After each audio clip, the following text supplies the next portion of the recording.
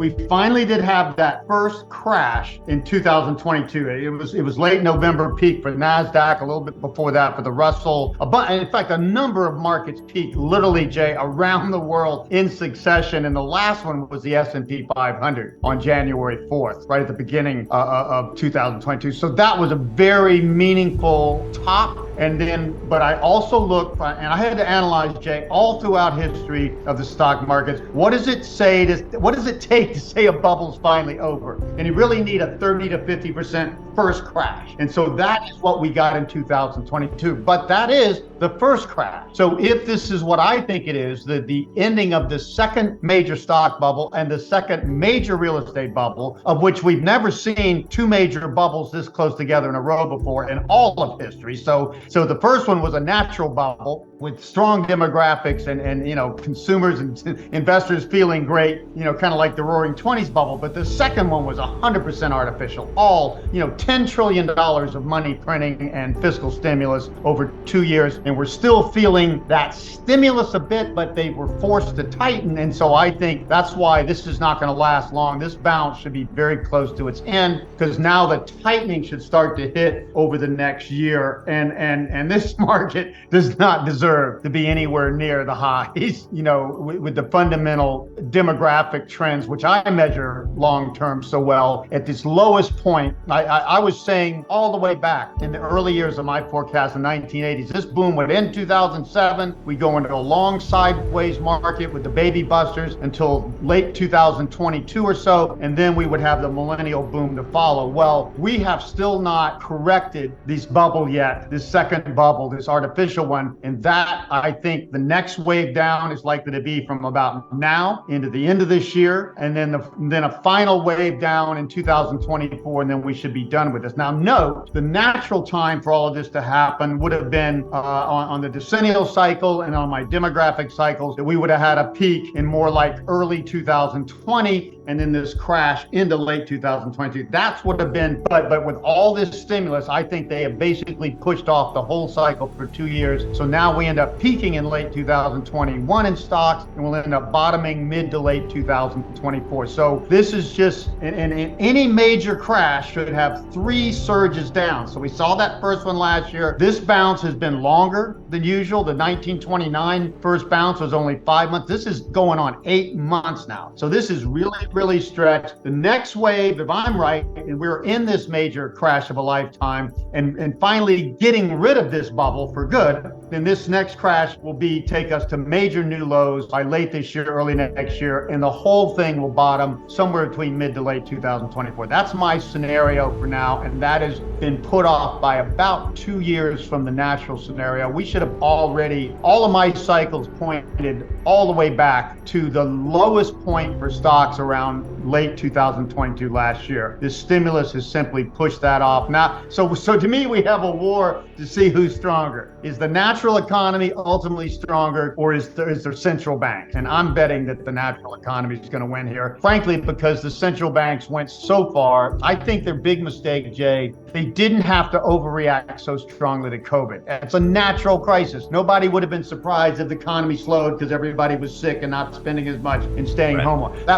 They had to go stimulate harder than ever. $10 trillion of stimulus in 2 years, higher than any time in all of history. And now inflation suddenly goes from 1% to 9%, and now they have to tighten. And you know what? The market's still saying they haven't tightened enough, and they'll probably have to go, as expected, at least another 50 basis points. This will be the strongest tightening since the early 80s, and I say the economy is not going to handle it well, that it's an illusion that the economy is strong. The economy's only been strong because of unprecedented COVID stimulus, which they overdid beyond any imagination. And when this thing falls, there will not be a soft landing. It will be a hard landing. So that's what I'm betting on. But the proof of that pudding should come in the second half of this year, and it should come soon, or maybe we're more in a kind of a confused sideways market. I mean, and the markets to me always know where they're going. They just want to leave most people in the dust, and the smart money makes the most gain. I think even the markets don't know what side's up after so much stimulus and so much artificial impact from central banks. I think even the markets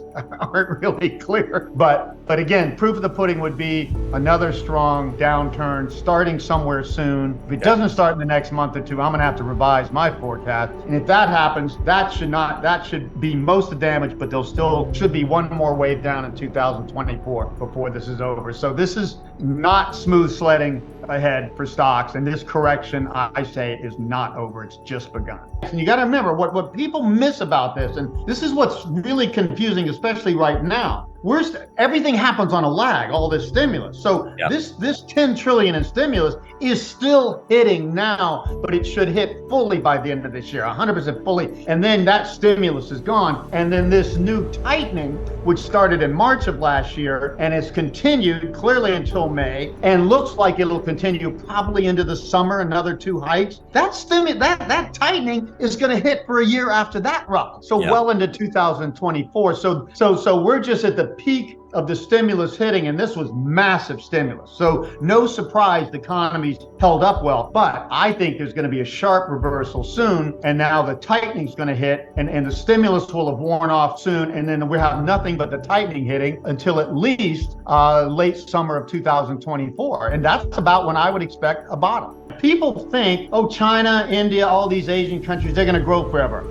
India, yes. China, no. China, demographically, like I measure for every country in the world, developed and emerging, China literally peaked in 2011. They've already seen the highest demographic surge in spending naturally they would ever see. It's all stimulus other than that. And they go down forever. So Japan is simply a leading indicator, and I've been saying this for decades. Japan was the first major developed country to peak because of demographics peaking. I mean, in forever. Their demographics never get back to where they were. They peaked in 1996. Their bubble peaked in 89 for stocks and 91 for real estate, just like our first tech bubble peaked in 2000, ahead of the 2007 demographic peak, and real estate peaked just after that. So they're in a long-term decline. China is the only emerging country, and the largest one until India gets bigger and stronger, the largest one in the world, and they are done. They're the only emerging country that has falling demographic growth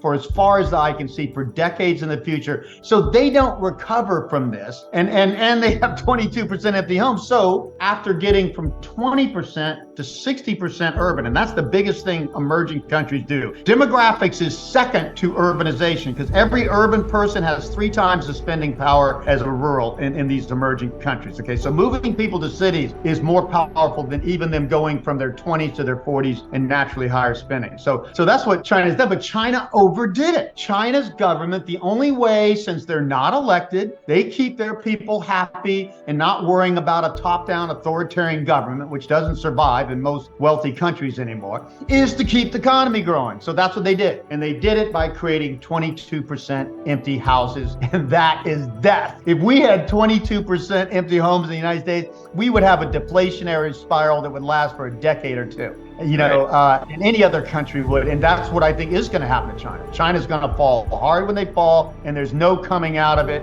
Even when China crashes and real estate bottoms maybe 50, 60% lower and stocks 70, 80% lower, I still wouldn't be a big buyer there, because they have nowhere to grow. Because the rest of they're 60% urban, and to get to more normal 80% maturity, they've already built all those homes already. They're already empty waiting. They don't have to build another home ever. How is China ever going to grow strongly again? And my answer is never. They're done, just like Japan. Japan will never see new highs in the stock market. I said that back then after the 1989 highs and 91 real. And China will never see new highs in real estate or stocks again. And everybody thinks China is going to become the #1 country in the world. They're going to be #2 for a long time, but they are not going to overtake the United States.